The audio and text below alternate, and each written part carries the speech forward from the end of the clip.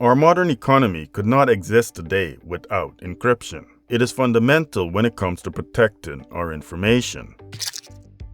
Encryption, which is sometimes held up as a form of art, predates the information age and has been in use for over thousands of years.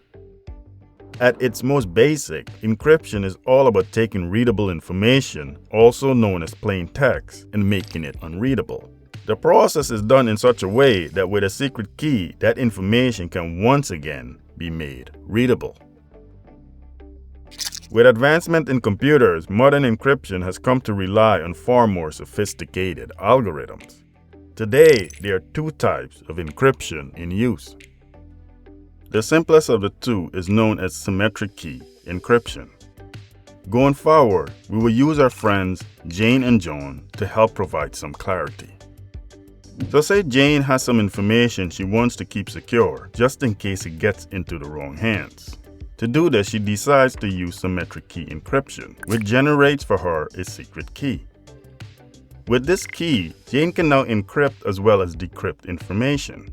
And as long as she keeps this key safe, her data will be secure. But remember our friend John? What if Jane wanted to send her encrypted information to him? Well, information is encrypted, so transmitting it would not pose an issue, even if it gets stolen along the way. But John also needs Jane's secret key to decrypt the information. And if Jane simply decides to send the key to John, there is a possibility that the key could be stolen and then used to decrypt all of Jane's information. So our two friends are faced with a dilemma, which brings us to the next form of encryption. Unlike symmetric encryption, which relies on a secret key, asymmetric encryption uses a pair of keys. So let's head back to the situation with Jane and John. Jane wants to send encrypted information to John.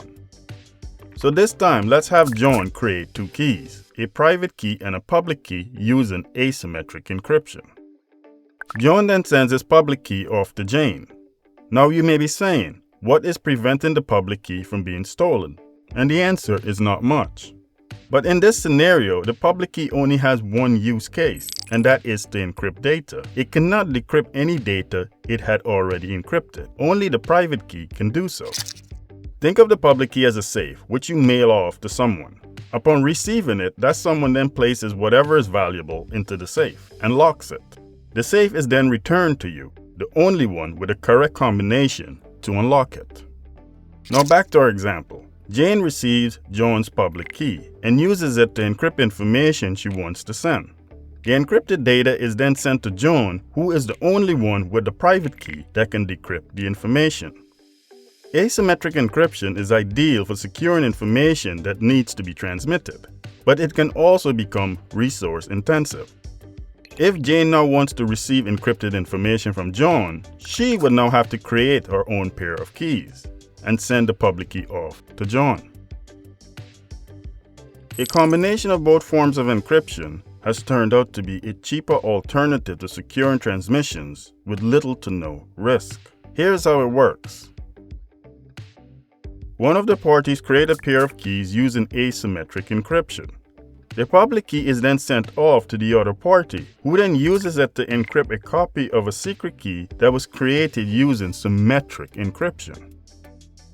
Encrypted, the secret key can now be safely transmitted and decrypted. With both parties now in possession of the secret key, an encrypted tunnel is now possible, where information could be transmitted back and forth securely. So let's review. There are two types of encryption, symmetric and asymmetric. Symmetric involves a single key, which is used for both encrypting and decrypting. While symmetric is sufficient for encrypting information, it is not the most secure method when it comes to transmissions. Asymmetric, on the other hand, uses a private key and a public key. With the public key, anyone can encrypt information which only the private key will be able to decrypt.